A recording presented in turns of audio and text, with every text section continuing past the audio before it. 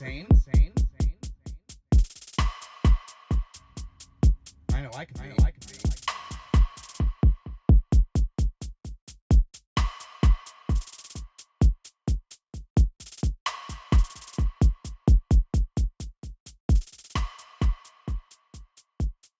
Oh, hello. I didn't see you there. Welcome to another episode of Mental Health Awareness. Hello, everybody. You having a good week? Yeah. Great week. Great week. Let's talk about your week. What do you got going on right now? I'm just working on my new business, Fitology Training PDX. Check it out. Yep. Even if you don't live in Portland, you guys can get some online training, some nutritional programming and stuff from me. Hit me up through here or fitologytrainingpdx@gmail.com. Shoot me a text. We can do some health stuff there. That would be cool. So basically just been working with that, training some clients. Nice. Taking care of the pup. Yes. Where is the mascot? Where is she? I don't know. Brinkley. Come here, babes. She's around her somewhere. Roommates love the spot. Re-signed some leases, so good. Going to do some year leases. So we're dialed up. Feels good. There you go. There you go. So pretty happy about that. People are awesome, and family's doing good. So yeah, things are great. Things are good. Cool.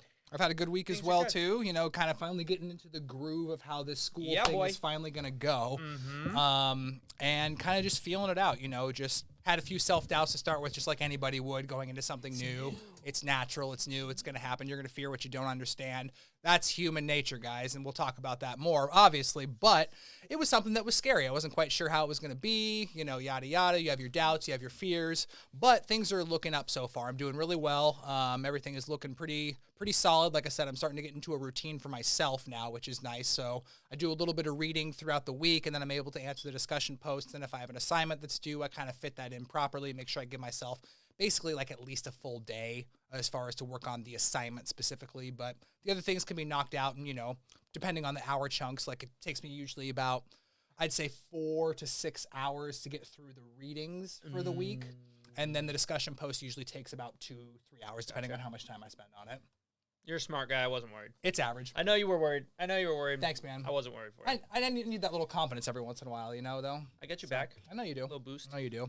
All right, so, guys, today on Mental Health Awareness, episode 3. We're on 3, right? That's where we are? We're 3. Nice. We are on 3. On the third episode today, we are going to be talking about, like we do in the past, where we talk about my discussion posts. We go over those bullet points. We kind of have a back and forth as far as what that means to us and how we can apply that to our professional lives, our families, our loved ones, all that sort of stuff. And then I'm also going to touch on the 10 major theoretical perspectives of human development. And spoiler alert, I'll give them to you right now. We'll touch about them in here in just a second. So the first one is called Maturinist theory. The second one is called psychoanalytic theory. The third one is called Erickson's theory. The fourth one is called behaviorism theory. The fifth one is called social learning theory. Evolution theory follows that. Cultural theory follows that. Biopsychosocial theory, cognitive development theory, and ecological system theory. So that's a lot. Wait, Lots so of theories. we're going through all that today? We are, but we're going to touch surface level of that. Surface level. Yeah. Okay. So we'll talk. We'll figure out what it means. You know I don't do well with surface level. That's okay. That's why you're on the show. Come Come here. All right, so we're going to start off with my discussion post for the week, as we always do. And these are tied into what we're going to be talking about, so theories of development. Okay, so concept and general theory, requirements of theory. The purpose of a theory or any theories is to explain, predict, and understand a concept or idea while challenging or extending the existing knowledge into a particular subject or field. Now, according to Counseling Individuals Through the Lifespan, which is a book that we're going to reference throughout this talk, theories provide a framework for the study of human development that furthers scientific vision and stimulates the application of science for public policy and social programs. And that's by Wong, Hall, Justice, and Hernandez in 2015.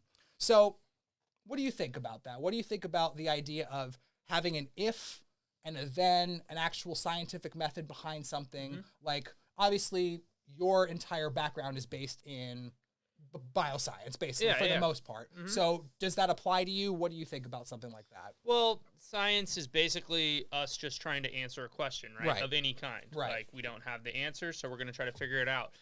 And when you don't have the answer to something, how you figure it out is by creating a theory. You have to test something first, right? Bingo. So I mean, it's the difference between a hard science like something like physics.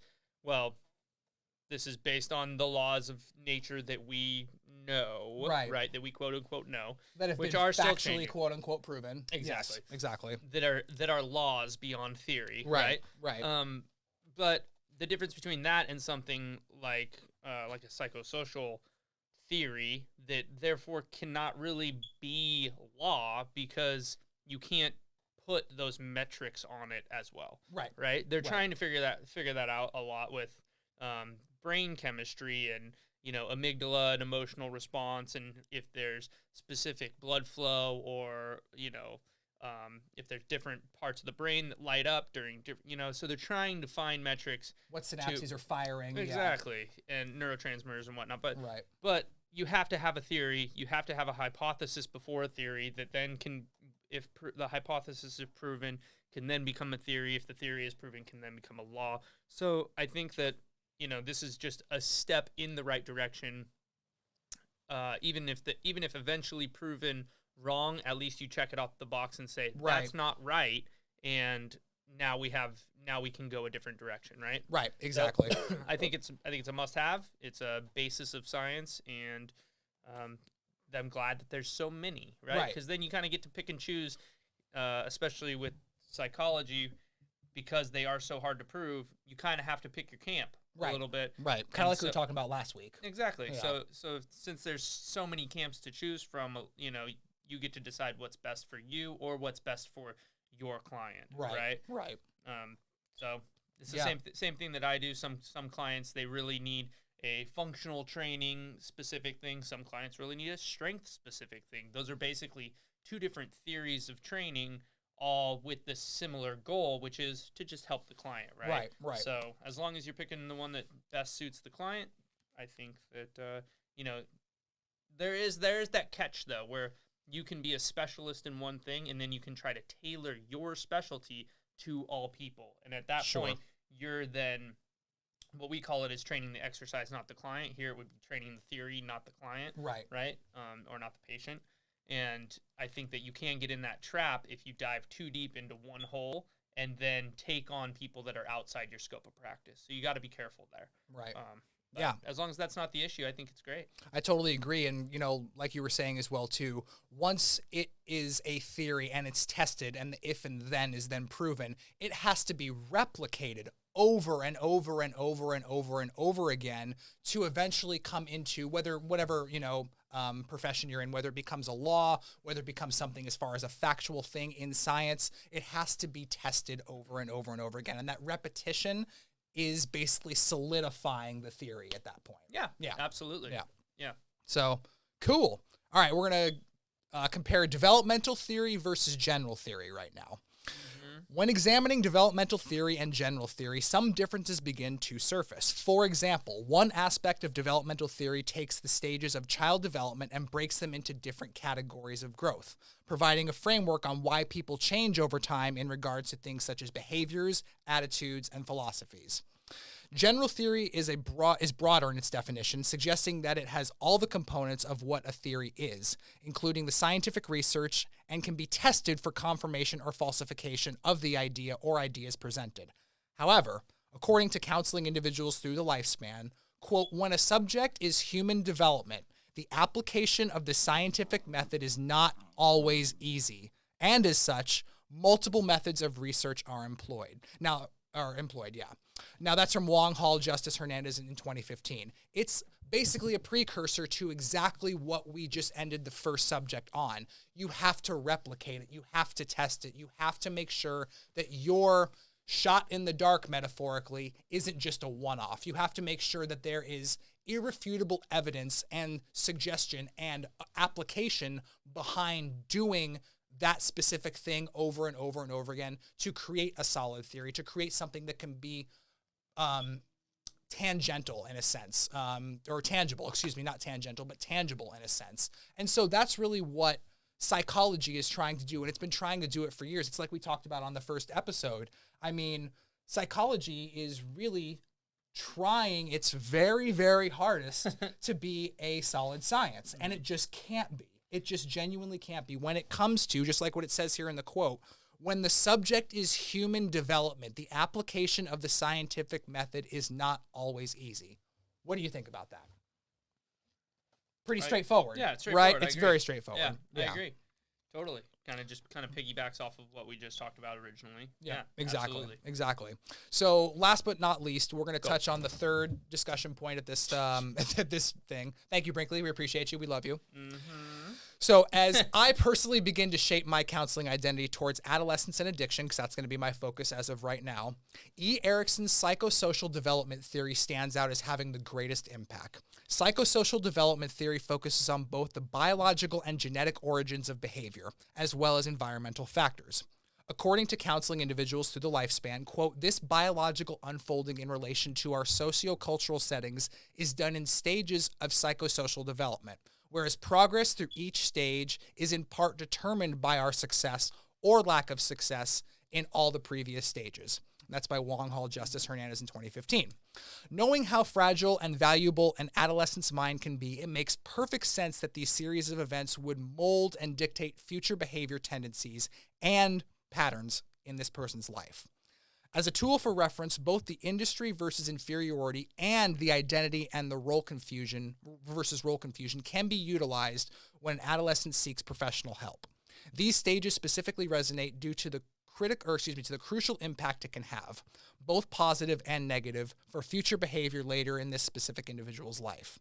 Being able to shape or influence that behavior excites me and fills me with hope. That's why I want to get into counseling, is because I have a background in coaching. I know, and for very elementary terms, when that student or that player of yours turns to you or turns to their mom or their dad or their grandparent or their whomever in the stands and smiles because they know they've done the right thing, that fills me up and lifts me to a level that I can never replicate with anything else that I try to produce in my life. It fills me with that joy of being able to say, yes, this is someone who has felt success, tried hard, gone through different trials and tribulations, but then finally understands what they've been trying to learn or what they've been trying to understand for a certain amount of time. Yeah. I love it. It gets me super excited. Yeah. I mean, there's not very many times in your life where you're the center of attention. Right. And you have the opportunity to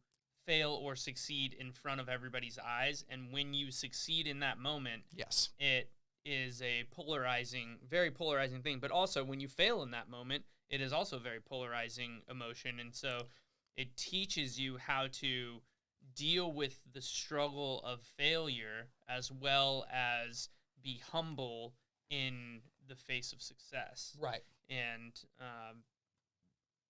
I never did very well with the failure, honestly.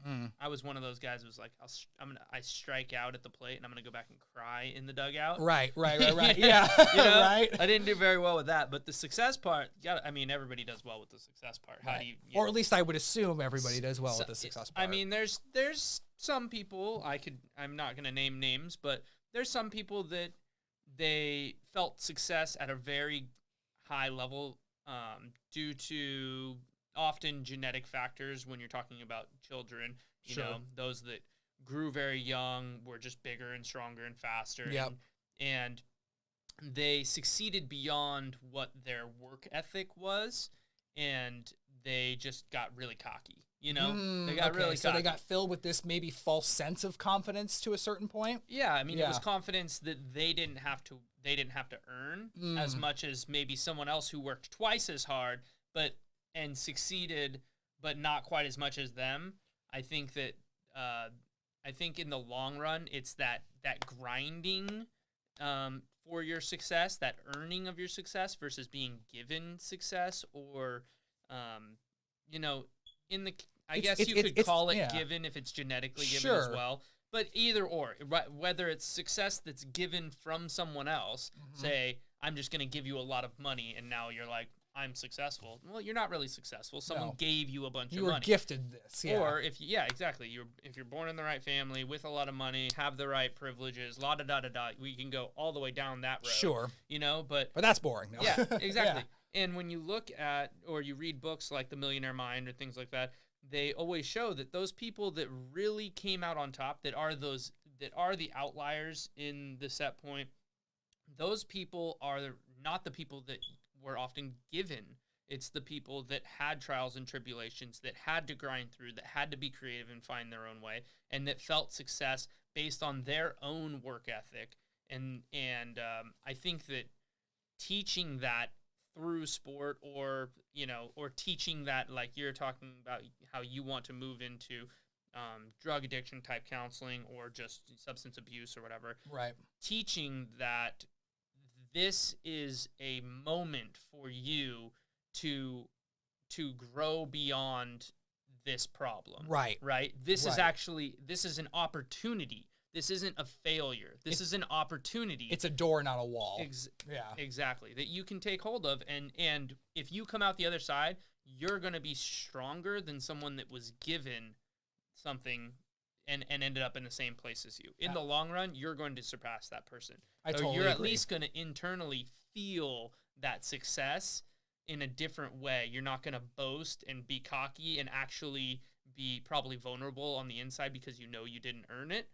You're going to be fulfilled on the inside because you knew that you earned it, and you're going to be full of pride and be humble about it and have humility versus just be somebody who's going to boast and be cocky. Yeah, you're going to have a sense of enlightenment. And, basically piggybacking off what you're saying, it's not the end goal, it's the journey. And so... It's the journey. Exactly. And so fighting that good fight or climbing that mountain like you guys do, whatever metaphor you guys want to throw out there. But the fact is that trial and tribulation part of getting to quote unquote success is everything that you need, because once you go from point A to point Z and hit all the letters in the alphabet all the way through getting to Z, you have that fulfillment. You have that sense of understanding. So it really makes a lot of sense to me to be able to do something like that and have that fulfillment for others, because then I can provide that, or at least put somebody on the right path towards them feeling that sense of fulfillment. So really good stuff, really good stuff. So as opposed, you know what we're going to do, as opposed to going through all of these theories of human development, I think we're going to focus on one or two. Now, Brian, I'm going to throw this your way. Which two out of the ones that we are going to name here, you let me know which ones we want to talk about, okay? Okay, I'm here, by the way. Yeah, Brian is here. He's doing technical work. The autofocus is just absolutely driving me Is we just going nuts right now? Going in and out. It should not be happening. Yeah. It's okay. It's not like, I'm going to have these archived or anything for my professional development. It's fine. It's fine. But I'm listening. No, you're good. Okay, so I can multitask. kicking off the 10 major theoretical perspectives on human development, which one sounds like we should dive into for a few-minute conversation? We have the psychoanalytic theory. We have Erikson's theory, which is exactly what I was diving into, which is specifically called, let me find it here.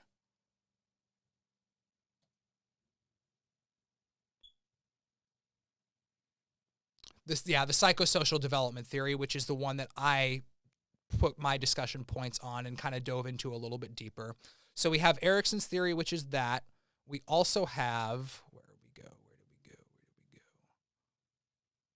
Scrolling through, guys, sorry. Okay, we also have behaviorism theory, social learning theory, evolution theory, cultural theory, biopsychosocial theory, cognitive development theory, and ecological system theory. So we're going to go ahead and we're going to choose one of those.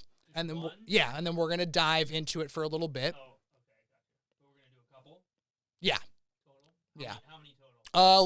Let's just say 2 for now, because we could, you and I, we could sit there and we could talk 20 minutes per one bullet point. So let's choose 2. Okay. And I can have you look at them again if you want to here. I mean, environmental and evolution are two that stand out to me because. Oh! What up, Natalie Nat? Well, thank you, Natalie. We appreciate it. Natalie Thanks Nat for the follow. 24. Nice. Thank you for the follow. Excellent. Where's your So yeah, list? they're right here. Let me see your list again. Real List quick. is right here. Right there. Starting here. I mean, why am I choosing? You've been Because- going over all these. Because I want to hear I just want to hear what you have to say. Okay, ecological systems. Okay. And biopsychosocial. How about? Okay, let's start with ecological I systems. feel like evolution theory is gonna just take us down a. Oh yeah, we're gonna go ridiculous down rabbit hole. a rabbit hole. Okay. Natalie, you there? What up? How you doing? Interested in some psychology stuff? Right. Okay. So this is according to, like I was saying, counseling individuals through the lifespan, and this is by Wong, Hall, Justice, and Hernandez in 2015. So I'm into Wong, Hall, Justice, and Hernandez. Wong, Hall, Justice, and Hernandez. So great. there's your APA style citing for you guys. So ecological systems theory. Theories of development classified as ecological theories emphasize environmental factors. Imagine that. One ecological theory that has important implications for understanding lifespan development was created by Yuri Bronfenbrenner. Give me that German.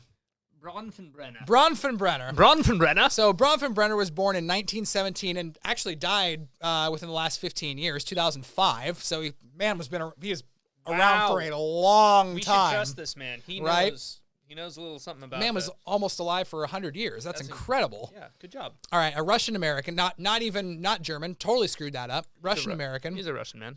developed the ecological system theory of human development. According to the theory, a child's development occurs within a complex system of relationships, I would agree, including parent-child interactions, i.e. the microsystem, the extended family, school, and neighborhood, the mesosystem, and the general society and culture, which is the ecosystem, or exosystem, excuse me.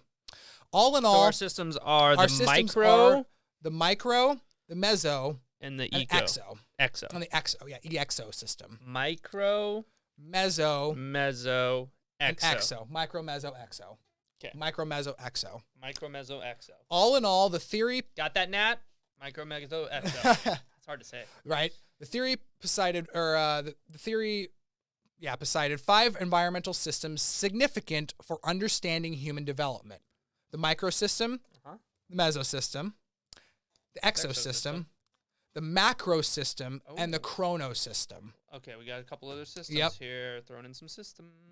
What's the macro system? Is that like a? Let's is see. that Let's take a look at this table here. Is that the world, and then the Chronos would be like the whole universe, probably, or something, right? The macro system influences the individual directly, but the individual has less influence in determining settings. The macro system includes aspects of culture and the relative freedoms permitted by the national government, culture values, the economy, wars, and so on. So the greater. Macro system also describes the culture in which individuals live, including socioeconomic status, poverty, and ethnicity. Oh, Yeah.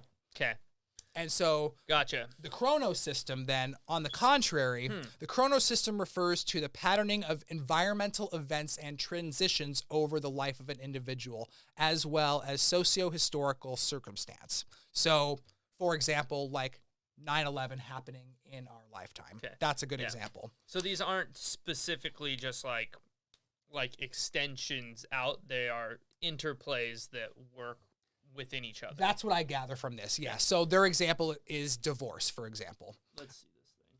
Researchers have found that the negative effects of divorce on children often peak in the first year after the divorce. 2 years after the divorce, family interaction is less chaotic and more stable. An example of socio-historical circumstances would be the increasing opportunities in the last decade for women to pursue a career. So we have this little, I wish we could throw this up real quick, but we have this little Bonhoeffer Bremers, who is not German but Russian, ecological systems theory of dynamic interactive nature, and it has chronosystem in the middle, and it has 4 quadrants on the side, where the first quadrant is family, the second quadrant is classroom, religious classes follow that, and then peer group rounds out those quadrants. And then there's also arrows that connect those quadrants, which are what we talked about before. And it looks like it's mainly just the mesosystem that connects those 4 quadrants. The microsystem actually is in circumference around the entire thing, followed then by another ring of the exosystem, and then followed even further from that from the macro system. Pretty deep. Some pretty deep shit, huh? Okay. All right, Bonbrenner. So let's file it down here. Let's take all of these things, keep them in the back of our brain, but let's talk about the real actual thing that's going on here, which in my mind is the development of a human being throughout the lifespan. Mm-hmm. What factors include being able to be influenced by? Obviously, we know about nature versus nurture. Obviously, we know about a single parent family versus being raised by, both your parents or your grandparents or whatever the case may be. All of those are moving pieces inside of an individual's life that can be subbed out or subbed in depending on the person's circumstances. What do you think is the optimal setting for child development? I see. Well, or before we can even, if you had anything to say, let me know. Yeah, I have one thing to say. Yeah. What exactly is Bonbrenner's point? Like, he created this ecological systems theory to prove what? Because the things that he's pointing out are outrageously obvious. That your peers are going to influence you. I mean, I suppose at this level that we're at now, it's outrageously obvious that the things that you come in contact with, the things that happen in your life, are going to affect you. Sure. So, but maybe that wasn't so obvious in 1917.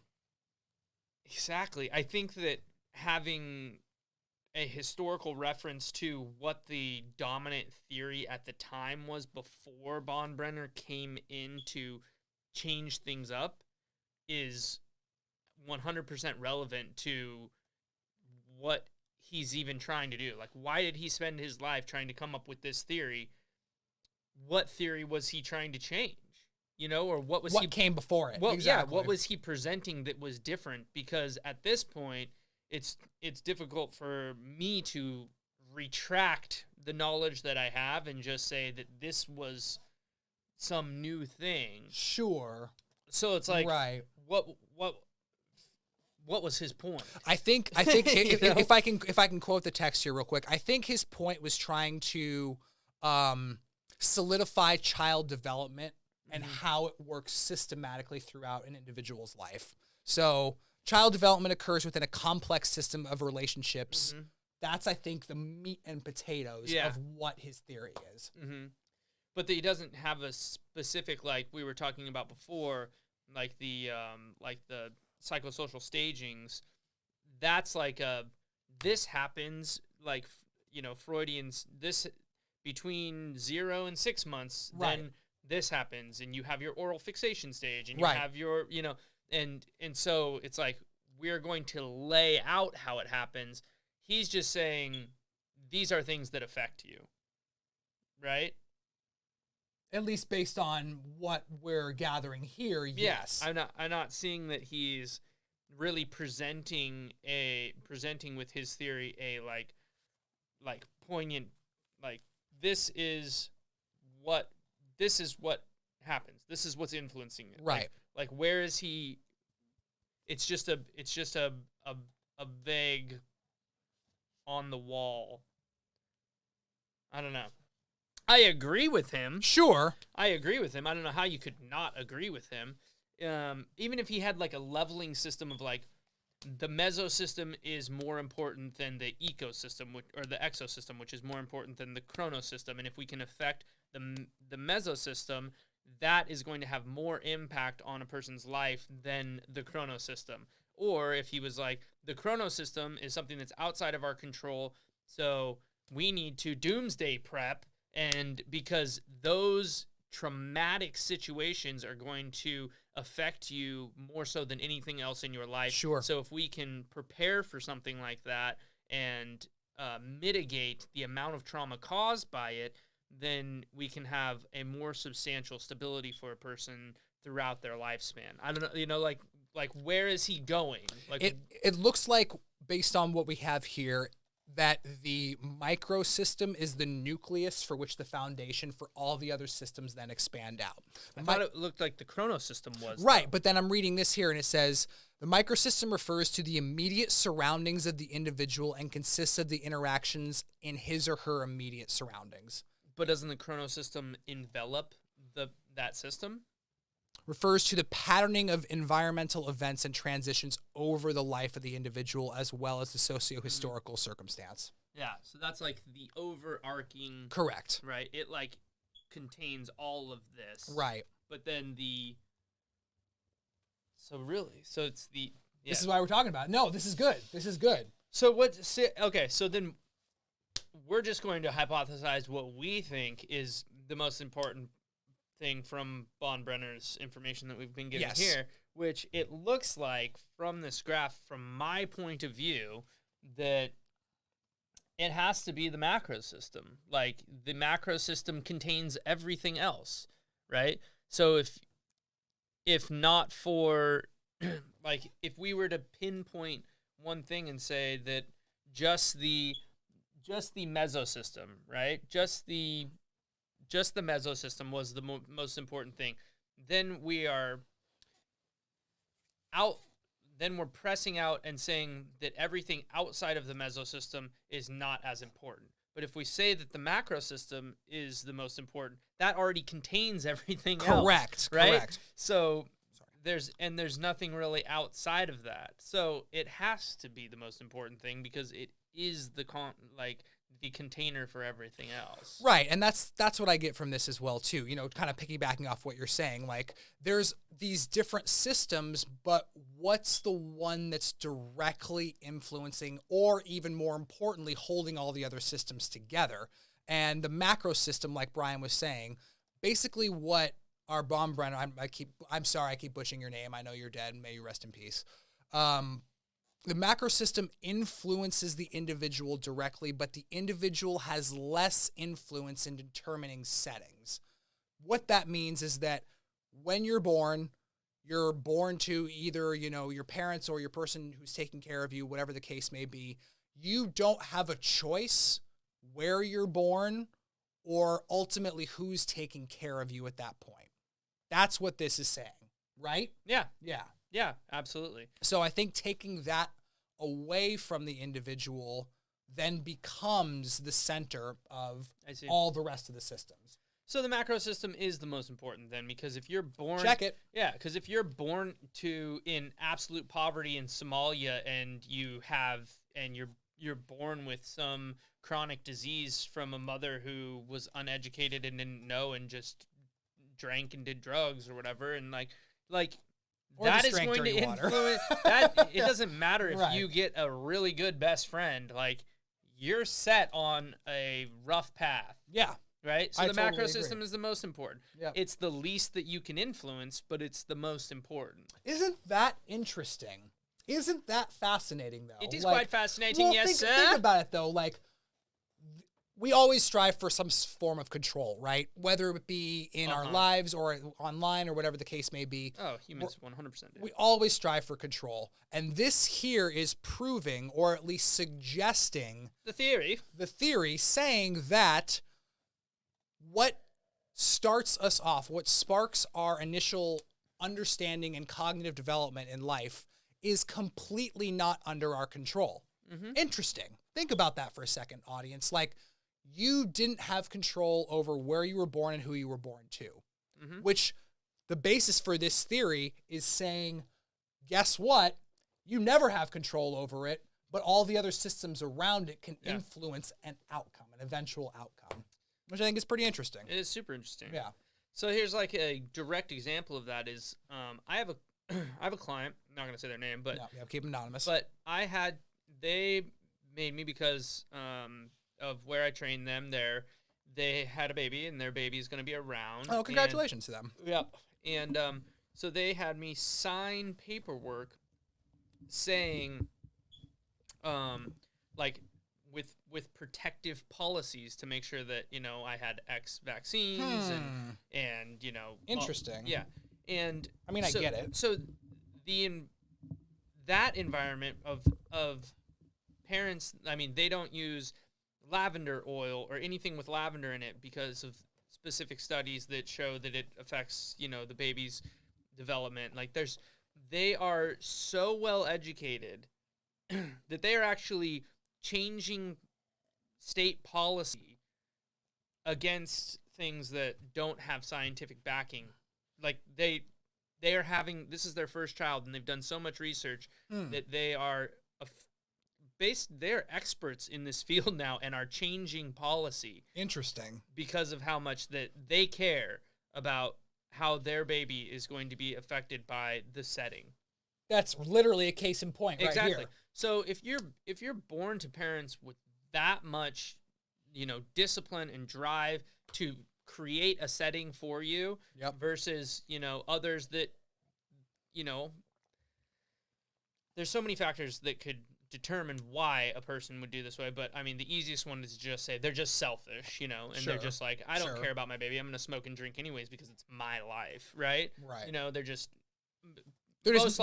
negligent. Negligent or most likely uneducated that what they do to them affects their baby, right? That's everything. That's everything, and you can. So I mean, what is the then I think we transition into what is the control. The control is like you can't affect that, so you can't dwell on that and have that be something that you're I mean, you can, but it's not going to benefit you to be depressed and upset and hold grudges about those things that you can't control, right? That setting that you could not control as a child. It can get to you, but like you said, however, spending time and energy on that something that you can't change specifically, do your best to let it go because it's only just killing you in the long run. And what is like one of the prime things that we see in psychology, right, is that they're often trying to pull childhood trauma or issues from setting, right, and having people deal with them in adulthood so that they can let that go because they're holding on to something and feeling bad about something that they couldn't control instead of focusing on themselves and what they can control, right? Yep. So this is actually a perfect segue. I'm so glad that we did this. Let's wait. So the really cool thing about me doing this whole program online is that obviously there's an open forum and discussion, and your students, your colleagues, they respond back to you with discussion posts. Yeah, I love forums. I got a response back here saying, "Hello, William. I enjoyed reading your post, and I would have to agree with you on how fragile and valuable an adolescent's mind is, and how a series of events can mold and dictate their behavior, whether it would or could be positive or negative in that person's life. However, my question to you is, do you feel that an adolescent being subjected to a series of traumatic events and not receive counseling, can they have a positive outlook on life and function in society as nothing has ever happened?"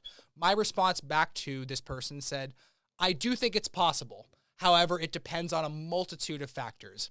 I don't think they're doom and glooms no matter what, but I do believe it'll be substantially harder to overcome any past obstacles that they have endured. Do I think it's impossible? No, I don't think anything's impossible. But what I think is that they have a much higher bar to leap over, or a much bigger or much more of a gauntlet-sized obstacles to get through to be able to find some sense of balance for themselves, whether it be happiness, whether it be not being depressed, whether not having their anxiety kick up for whatever reason, A, B, C, and D, just because of these childhood or traumatic events. I think that there is always some sort of light at the end of the tunnel. It doesn't really matter what the circumstances are, but at the same time, I think it can be substantially harder for one individual and not as hard for another person, even with the similar circumstances, just based on their genetic makeup." Yeah, definitely. And 100%. Yeah. I think a difficult thing is getting to the point where you can hello baby, where you can understand this and then recognize that it is more once you get to the point of awareness, it is more more in your control than you might think. Sure. And oftentimes I've noticed that the lack of control is handed off to somebody else. Like they think, they feel bad, they have this feeling inside, and they don't know how to deal with it, right? Right. So they hand it off to somebody else and say, fix it for me, right? When that person can't fix it for them. Correct. 100%. They can't. And so then this person becomes what is often called codependent, right? Yep. Codependency Exactly. occurs. And so they become reliant on this other person to fix their problem because they see the other person who might not have that issue, right? Maybe their setting was different.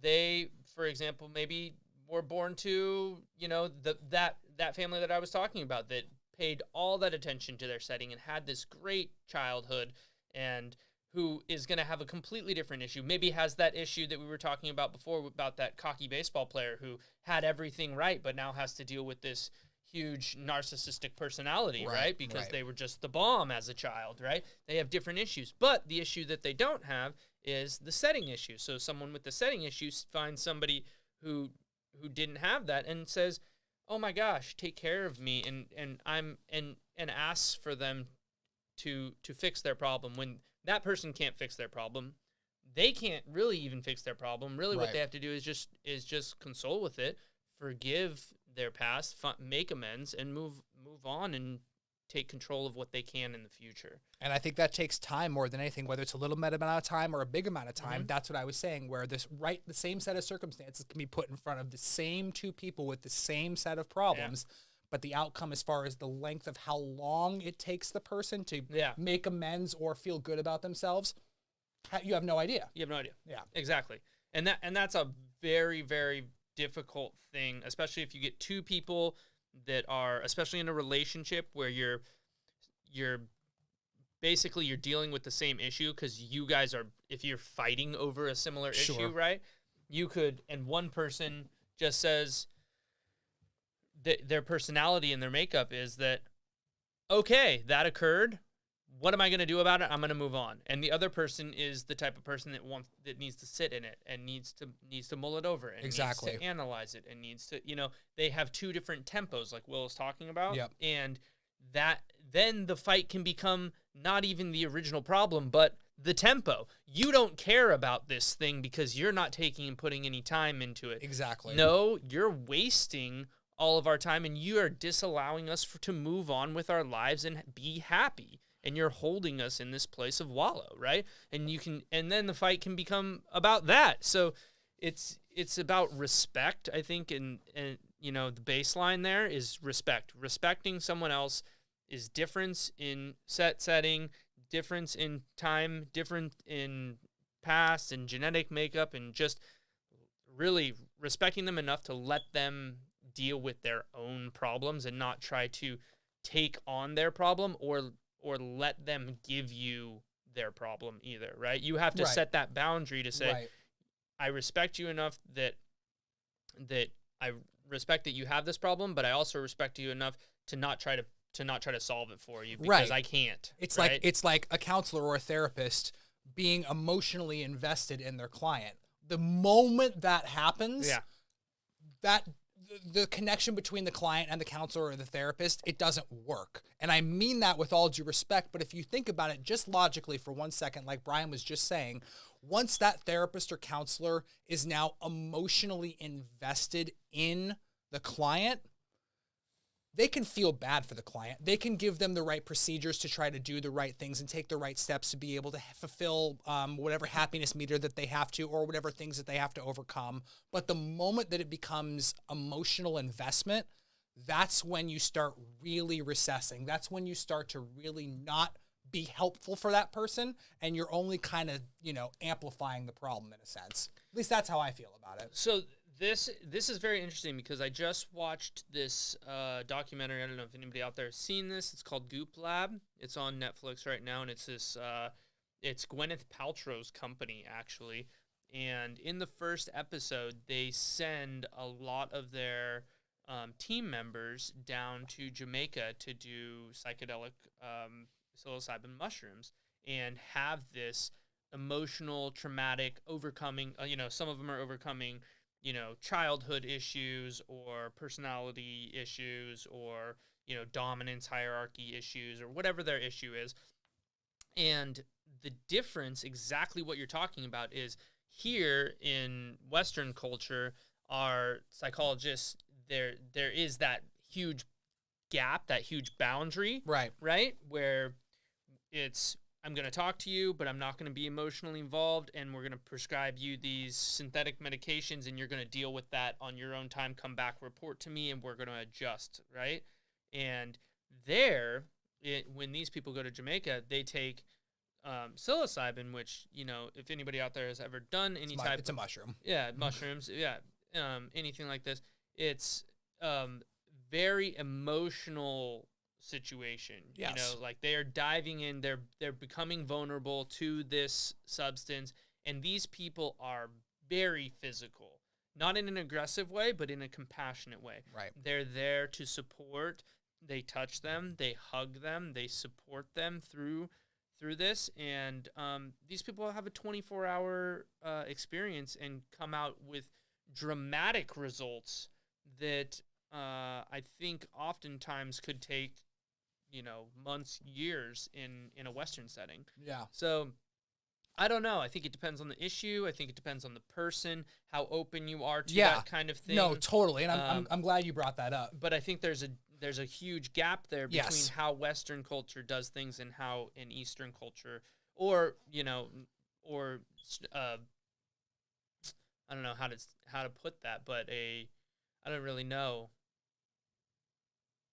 a 19th century, I don't even know, because we're evolving, because it used to be that way. It was more shamanic healing and stuff way back, and then it became this very sanitary, clinical situation with rules, and these drugs are good, these drugs are bad, this is how we do things. Money became involved. Yeah, exactly. You go to school, and this is your theory, right? And this is how you're going to teach things, and everything became regiment, and now it's kind of molding back. Now there's FDA approved, like we talked about, psilocybin testing and MDMA testing and LSD testing facilities. Yep. And things are becoming more physical, and they're becoming more comforting, and compassion is being brought back into the situation, and we'll see where that leads. But we're kind of in this interesting dynamic right now where, this East-West. Where, we live in Oregon, we're in Portland, and marijuana just got legalized here recently. A little while ago, Yeah, so the world is ever changing, and it's hard to, especially with theory, it's hard to say this is how it's going to work. Tell me about it. But yeah, I don't know. I think it's client and therapist dependent. And I think going back to maybe solidify my point a little bit better, as far as the emotional attachment and the connection, a therapist or a counselor, in my opinion, can have emotional connectivity and can be there and can console. And as far as the actual physicality behind what you can and what you can't do with your client, like reassure them or touch them or hug them, obviously those are all guidelines and yada, yada, and et cetera, et cetera. But to solidify what I was saying is that I think the happy medium and what I would want to strive for in my professional career is having the emotional connection, but having the compartmentalization to be able to go with. I see. To be able to go with that at the same time, to be like, yes, I'm here for you, this and that, and whatever and whatnot. And like, I'm giving you my all. Yeah. But I can drop it at the drop of a hat or the drop of a coin because then I'm not affected by it. Yeah, you can't take it home. Bingo. Yeah, Bingo. you can't. And that's what I was trying to go clarify home to there. your family Totally. And have all of these issues for, a multitude of reasons, for your own mental health, your own emotional and psychological health, but also, for confidentiality reasons, you can't go home and just be like, 100%, yeah. Let me tell you about all these people's problems, HIPAA comes knocking on your door. Yeah, I don't think that's gonna work. Exactly. So yeah, I see what you're saying. I see what you're saying now. Yeah, you have to. That's a difficult thing. And my therapist, I definitely asked him that question. Yeah. Said, how are you able to do that? What'd they say? And he said sometimes he's not.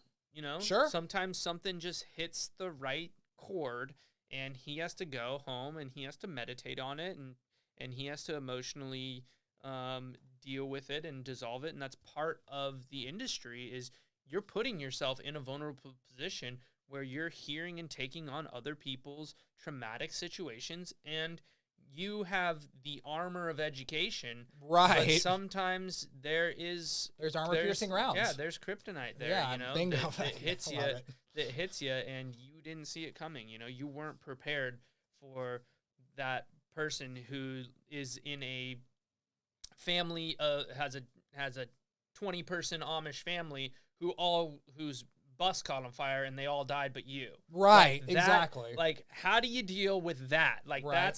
that's not your run in the mill, like, we broke up and I'm Right. sad about it, you know? Right. Like, or like, you know, the recent thing with Kobe and his Oh, helicopter going exactly. down. It's the exact same thing, Totally. you know. I mean, obviously God, an is that entire tragic? family was lost where Kobe and his daughter, as far as the Bryant family, were the only ones that were affected by that. But there's an entire mother, father, and daughter that is completely not there anymore. And so you have to take that in context with what we're talking about. It's unbelievable.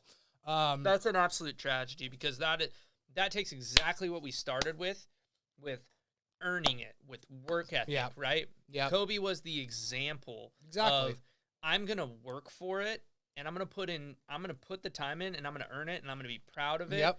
And he's what he stood for. And Yeah. he was an example to the world for exactly what we were talking Exactly. about. And then to just lose him Right. like that is God, is that just eye-opening to what is your daily life like? You know? Right. Like, you can put in all the work and it could still not pay off.